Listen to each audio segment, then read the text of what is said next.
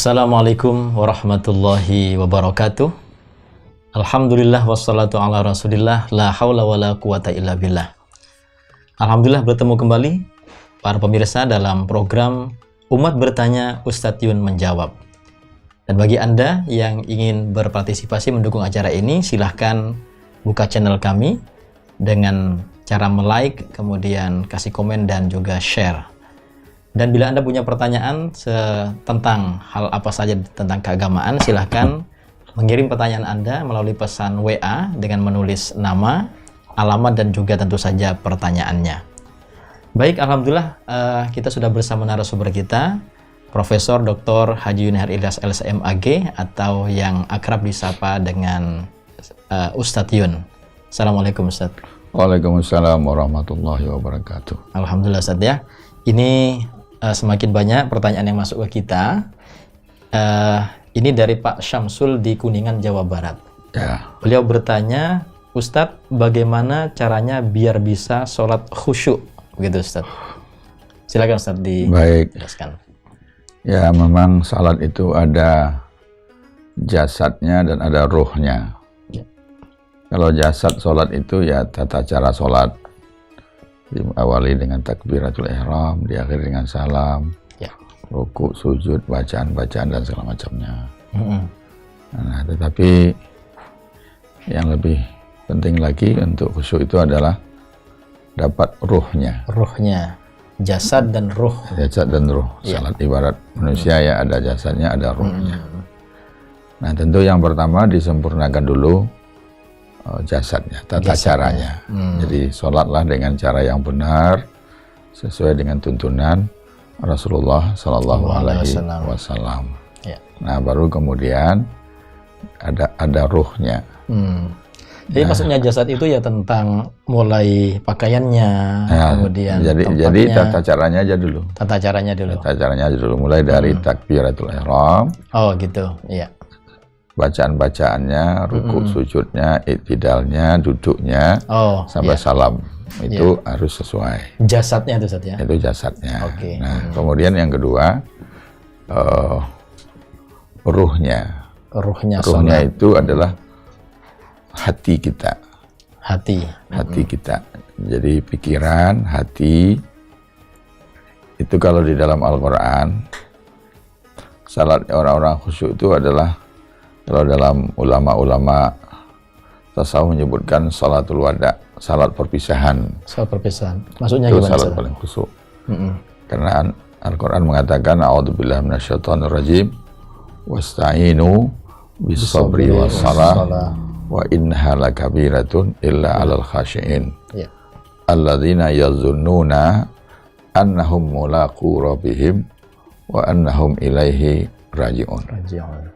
Artinya minta tolonglah kepada Allah tentu dengan sabar dan salat. Ya. Sesungguhnya salat itu sangat berat kecuali bagi orang yang khusyuk. Ya. Nah, siapa orang yang khusyuk itu? Alladzina yazunnuna annahum mulaqu rabbihim. Itu orang-orang yang yakin bahwa mereka akan bertemu dengan Tuhan mereka. Ya. Nah, itu nomor satu. Jadi kita sholat itu demi Allah, kita akan bertemu dengan Allah. Nah, bagi orang yang disebut dengan salat perpisahan itu, bagi orang yang yakin, ya, sesudah salat ini dia akan meninggal. Yakin dia sudah salat akan meninggal.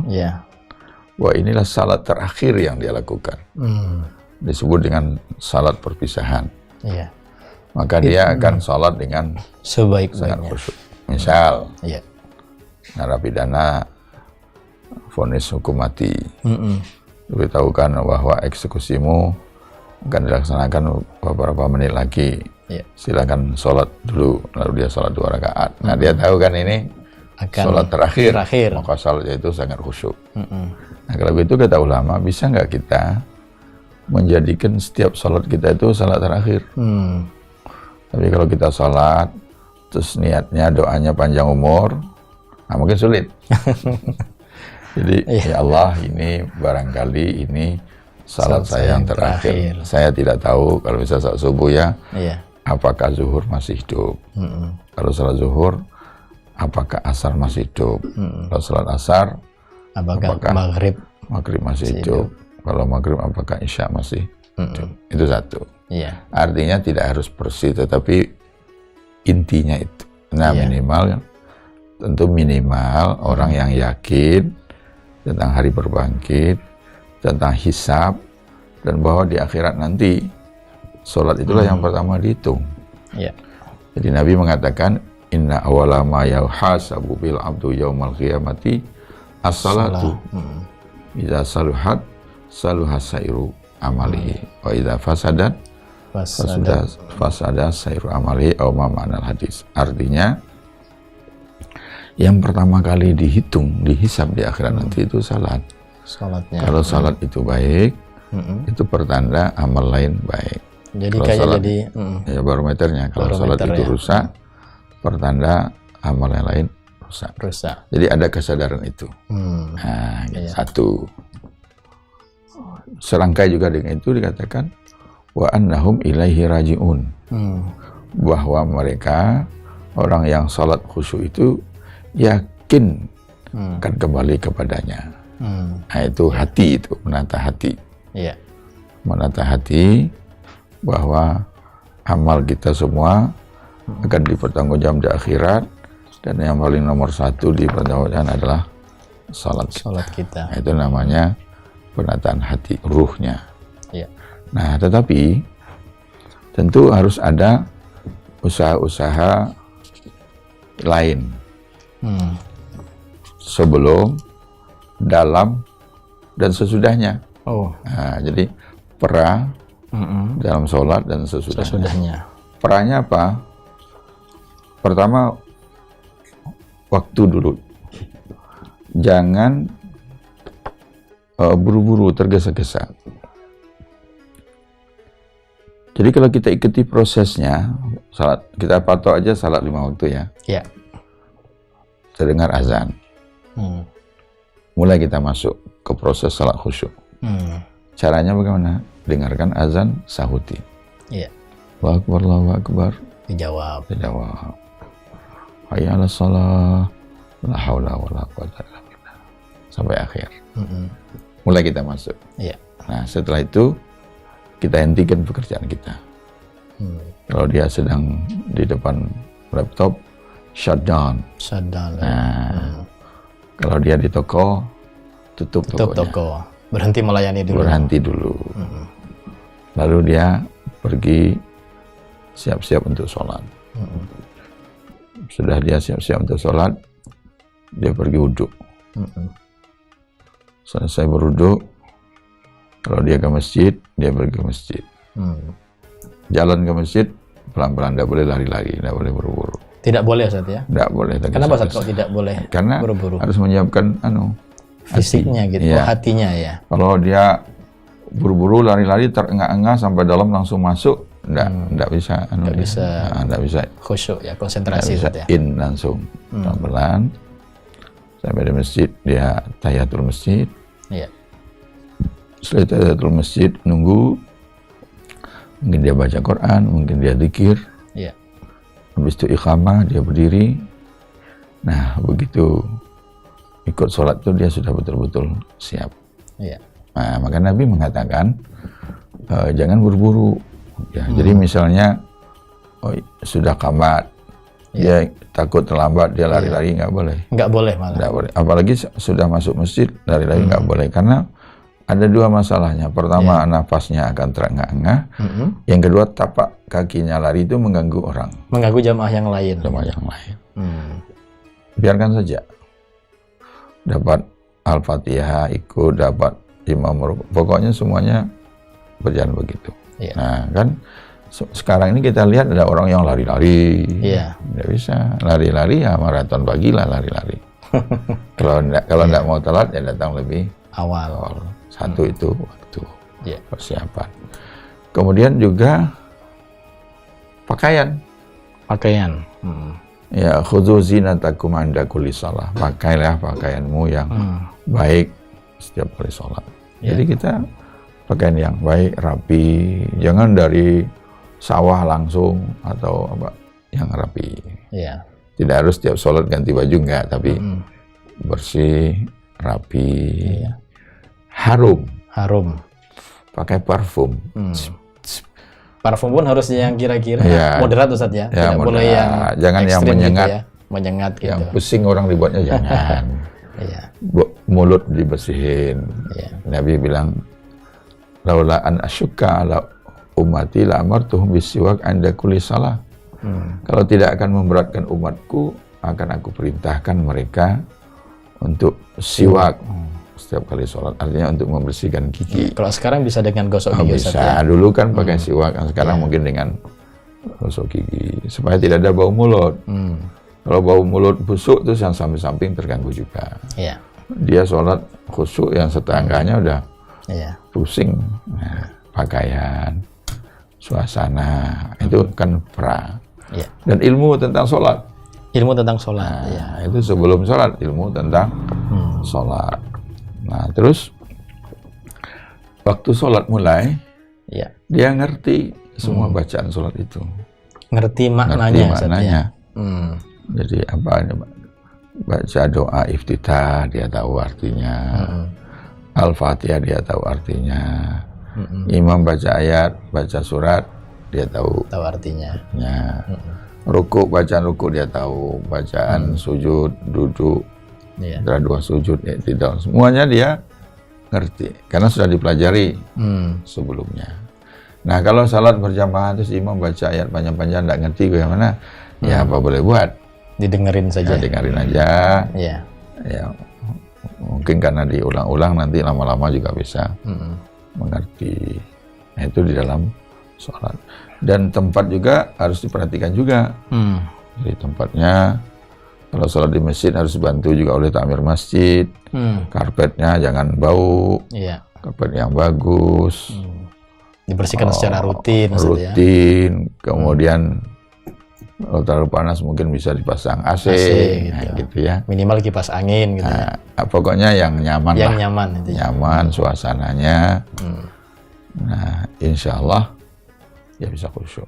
Nah, setelah itu khusyuknya itu dibantu dengan melakukan apa yang disebut dengan internalisasi nilai-nilai sholat itu. Maksud saya begini, sholat itu kan mengajarkan banyak hal-hal yang positif.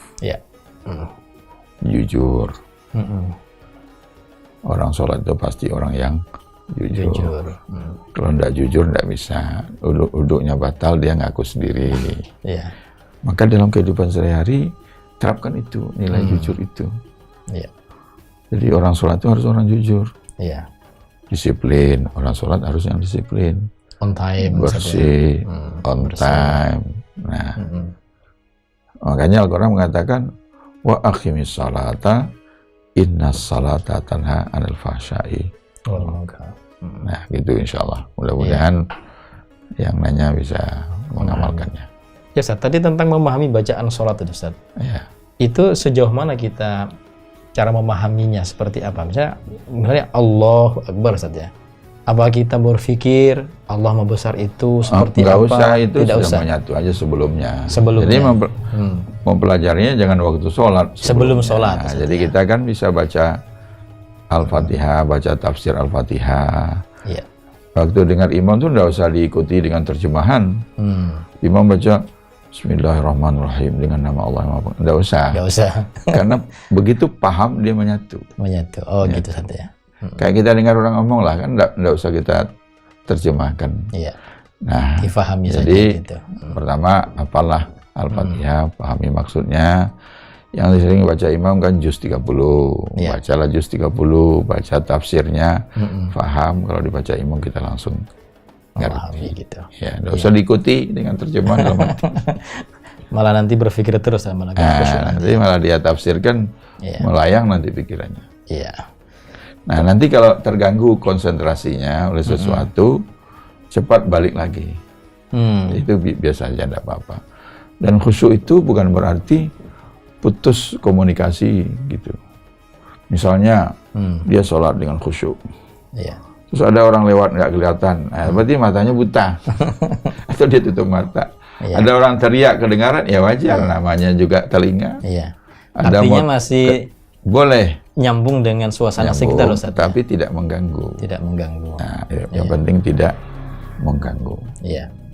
Nah, tentang suasana di masjid, Ustaz. Kadang-kadang kan ada juga di masjid itu yang oleh sebagian orang dianggap mengganggu. Misalnya, ini ada anak-anak yang biasanya kalau mereka jajar berdua bertiga itu kadang-kadang suka bergurau gitu ya. Kadang-kadang itu menimbulkan jamaah lain merasa tidak nyaman, tidak khusyuk. Itu gimana, Ustaz, menyikapinya supaya ya dikompromikan aja, ambil sikap moderat. Kalau sikap ekstrimnya dia larang anak-anak. Iya. Anak-anak tidak boleh datang ke masjid, itu ekstrim. Ekstrim. Atau anak-anak juga pengen ke masjid. Iya. Nah, kalau ekstrim satu lagi dibiarin aja. Nah, jalan tengahnya adalah diatur demikian rupa. Misalnya, kalau ada anak kecil 3 orang, jangan biarkan mereka sholat berdekatan. Selang-selingi. Selang-selingi dengan yang dewasa, Ustaz, ya? Dewasa, anak, itu mereka tidak akan ribut. Iya. Nggak berani dia ngajak orang dewasa ribut. Iya. Terus orang tuanya pesanin. Harus dipesanin. Nih, sholat ini gini, nggak boleh ribut ya. Insya Allah bisa kok. Saya kan lama ngajar anak-anak waktu mahasiswa dulu di Padang. Saya 5 tahun saya bimbing anak-anak tiap minggu. Seperti TPA, mirip TPA. Didikan subuh namanya, didikan subuh. Khusus acara di masjid, jadi beda dengan TPA. Salat berjamaah, anak-anak itu salat subuh berjamaah itu. Iya. Tapi kita udah diajari dia. Kalau mau bermain ada lagi tempatnya. Nanti kita bisa main habis ini. Tapi kalau sholat ya sama-sama. Insya Allah anak-anak mau kok. Iya. Tinggal bagaimana mengiming-imingnya, bisa saja. Awas kalau ribut, bukan begitu. Siapa yang tenang sholatnya kasih hadiah. Gitu. Iya. Baik, demikian tadi jawaban dari Ustadz Yun untuk Pak Syamsul yang ada di Kuningan, Jawa Barat tentang bagaimana tata cara sholat khusyuk. Tadi Ustadz diantaranya menjelaskan bagaimana kita sholat khusyuk agar ada persiapan sebelum sholat dan ketika atau selama sholat dan setelah sholat. Dan tentu kita harus mengetahui dan memahami ilmu tentang persolatan sehingga kita bisa dengan yakin melaksanakan sholat itu dengan khusyuk dan juga mempraktekannya dalam kehidupan sehari-hari dari nilai-nilai sholat itu sendiri. Baik, demikian pemirsa pembahasan kita tentang tata cara sholat khusyuk. Mudah-mudahan bermanfaat. Bagi Anda yang ingin bertanya atau mengajukan pertanyaan kepada kami, silahkan kirim melalui pesan WA dengan menulis nama, alamat, dan juga pertanyaan Anda, dikirim ke nomor yang ada di bawah ini. Demikian, sampai ketemu pada episode yang lain. Akhirul kalam, assalamualaikum warahmatullahi wabarakatuh.